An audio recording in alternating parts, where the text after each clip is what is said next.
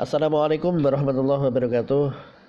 Kepada mahasiswa Sekolah Tinggi Agama Islam Grobogan atau STAIK, dalam hal ini untuk mahasiswa-mahasiswi semester 4 yang mengikuti mata kuliah manajemen laboratorium pendidikan.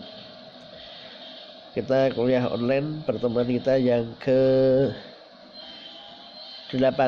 Setelah kemarin pertemuan yang ke-7 kita mid semester, ini pertemuan yang ke-8. Dalam hal ini kita akan membahas tentang fasilitas laboratorium. Fasilitas laboratorium. Fasilitas laboratorium ini ada yang bersifat umum dan yang bersifat khusus. Laboratorium yang baik harus dilengkapi dengan berbagai fasilitas untuk memudahkan pemakaian laboratorium dalam melakukan aktivitasnya. Fasilitas tersebut ada yang berupa fasilitas umum, utilities, and fasilitas khusus.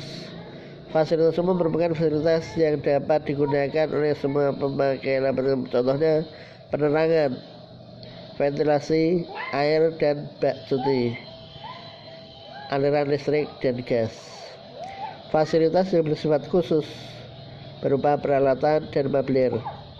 Contohnya meja siswa atau mahasiswa, meja guru, dosen, kursi, papan tulis, lemari alat, lemari bahan, ruang timbang, lemari asam, perlengkapan P3K, pemadam kebakaran dan lain-lain. Ini fasilitas yang bersifat khusus. Sekarang kita akan bahas fasilitas yang bersifat umum. Pertama, penerangan. Ruang laboratorium harus memiliki pengatur penerangan yang dapat diubah sesuai kebutuhan. Sumber cahaya dapat berasal dari cahaya matahari ataupun dari listrik, tergantung kebutuhan. Kemudian fasilitas berikutnya adalah ventilasi. Ini juga penting. Ventilasi. Laboratorium IPA membutuhkan ventilasi yang baik, lebih-lebih untuk laboratorium biologi yang sering menggunakan bahan-bahan mudah menguap.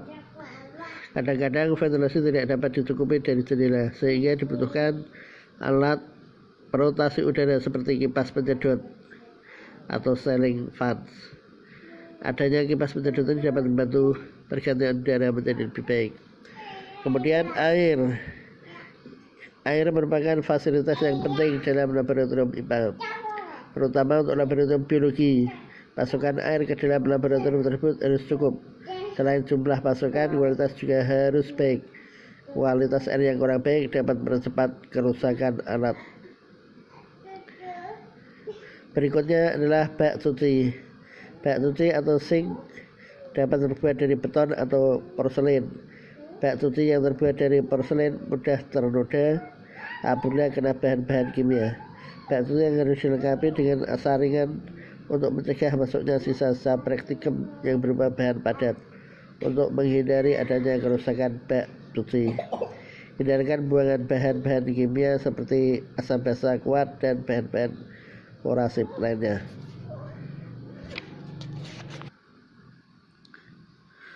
Fasilitas laboratorium berikutnya adalah listrik. Pada laboratorium biologi, listrik merupakan fasilitas yang sangat penting. Besarnya daya yang terpasang harus mencukupi kebutuhan alat-alat laboratorium, terutama alat-alat laboratorium yang membutuhkan daya besar, seperti oven, furnace, autoclave, dan lain. Tegangan listrik harus selalu dicek apakah stabil atau tidak. Tegangan listrik yang tidak stabil dapat merusak alat-alat. Harus diperhatikan pula instalasi listrik. Jangan didekatkan dengan aliran air dan gas. Selain itu harus dilengkapi dengan pengaman yang mudah dijangkau.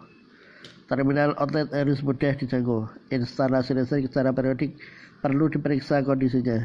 Kabel-kabel listrik secara periodik disikat atau menghilangkan bahan-bahan korosif yang bersifat menempel pada permukaan kabel. Soket dan plug harus diperiksa apakah masih berfungsi dengan baik atau rusak atau aus. apabila rusak harus segera diganti. Periksakan juga secara periodik hubungan di kabel ke soket apakah masih terikat dengan kuat. Kemudian fasilitas berikutnya adalah mebler. Perlengkapan yang harus dipunyai oleh laboratorium yaitu berikutnya mebler. Mebler harus diperhatikan kualitas dan ukurannya. Misalnya untuk meja perlu diperhatikan ketinggiannya. Umumnya meja siswa ukurannya 70 sampai 75 cm.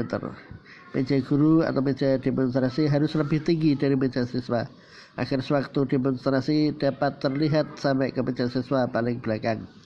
Kursi laboratorium apabila memungkinkan ketinggiannya dapat diatur sehingga siswa dapat menyesuaikan dengan jenis kegiatan praktikum atau percobaan. Meja samping yang biasa dipakai untuk menyimpan alat-alat yang menetap umumnya terbuat dari tor beton. Namun demikian dapat juga meja samping tersebut dibuat dari bahan kayu keras. Bagian bawah meja samping dapat sekaligus digunakan sebagai lemari. Ukuran meja samping panjangnya bervariasi sesuai kebutuhan, sedangkan lebarnya antara 50 sampai 60 cm dengan ukuran tinggi 70 sampai 75 cm. Demikian halnya meja untuk timbangan harus rata dan tidak mudah bergetar dan goyang. Meja timbangan ini sangat cocok dibuat dari tor beton atau kayu yang keras. Lemari, alat dan bahan hendaknya memiliki tahapan yang dapat diubah-ubah maksudnya agar memudahkan dan menata alat-alat yang bervariasi ukurannya. Kadang-kadang dibutuhkan suatu lemari yang khusus digunakan untuk menyimpan mikroskop atau optik lainnya. Lemari mikroskop dibuat dengan tahapan yang kokoh dan datar yang dapat dibuat dari bahan logam atau kayu keras. Ukurannya disesuaikan dengan kebutuhan atau jumlah mikroskop yang dimiliki. Hal yang perlu diperhatikan untuk lemari mikroskop tersebut adalah diusahakan tidak lembab agar terhindar dari jamur. Itu tugas dari penanggung jawab laboratorium. Selain mengkoordinir berbagai aspek laboratorium juga mengatur penjadwalan penggunaan laboratorium. Kemudian pembahasan berikutnya adalah inventarisasi alat dan bahan. Untuk memudahkan pemeriksaan alat dan bahan laboratorium perlu dilakukan inventarisasi yang sistemik. Inventarisasi ini dapat dibuat pada suatu buku atau secara komputasi sebagai daftar induk. Hal-hal yang umum dilakukan pada inventarisasi mencakup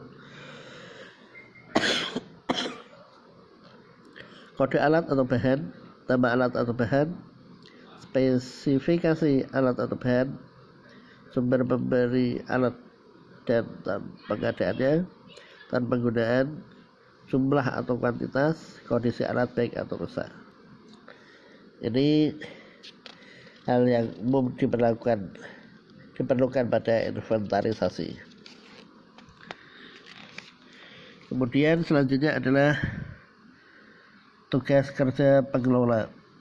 Pembagian tugas dan wewenang yang meliputi kepala laboratorium, penanggung jawab laboratorium, guru mata pelajaran, teknisi atau laboran. Sesuai dengan Depdiknas tahun 2003, tugas kepala laboratorium.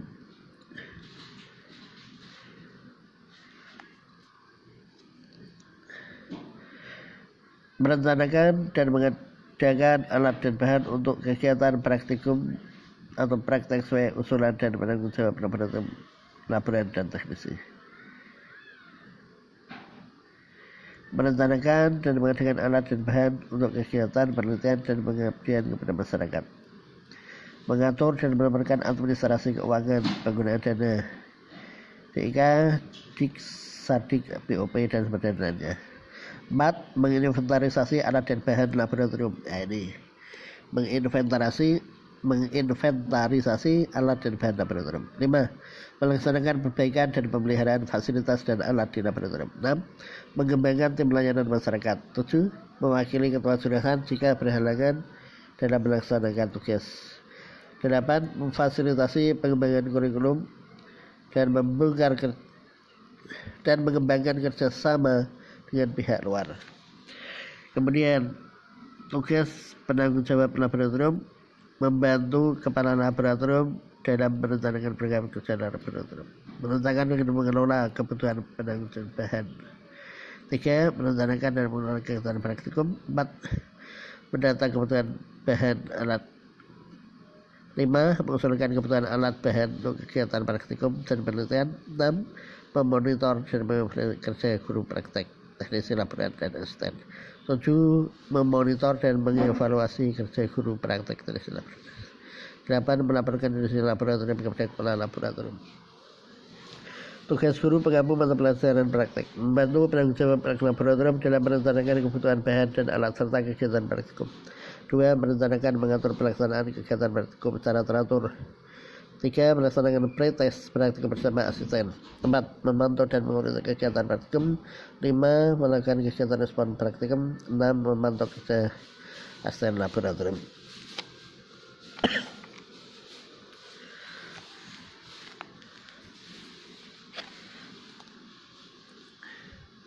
Tugas teknisi atau laboran, membantu kerja penanggung jawab laboratorium secara teknis.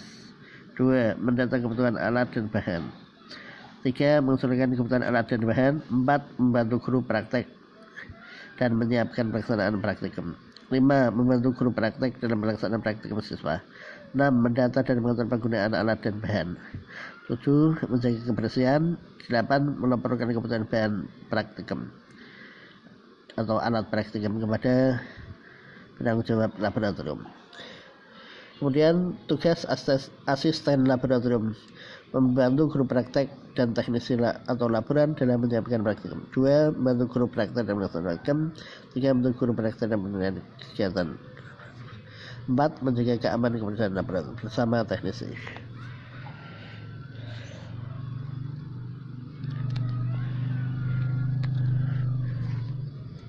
Kemudian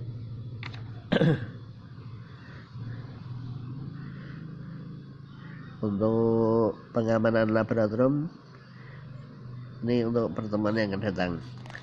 Tugas yang pertama adalah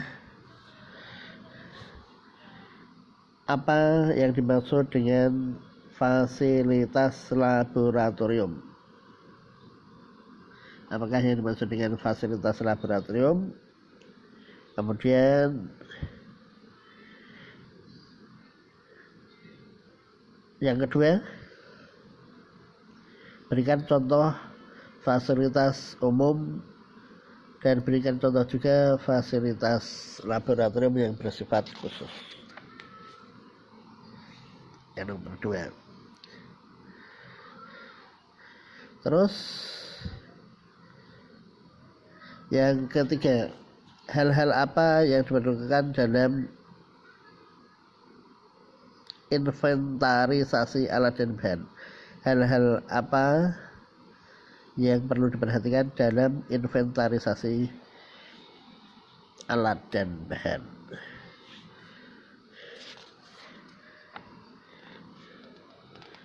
Kemudian yang keempat,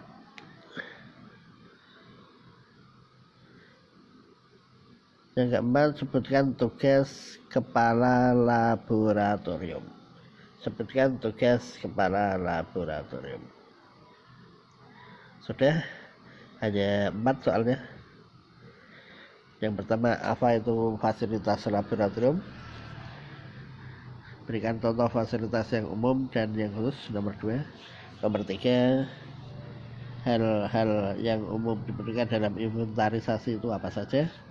Kemudian apa tugas dari kepala laboratorium. Demikian mata kuliah manajemen laboratorium pendidikan. Terima kasih. Akhirul kalam. Wassalamualaikum warahmatullahi wabarakatuh.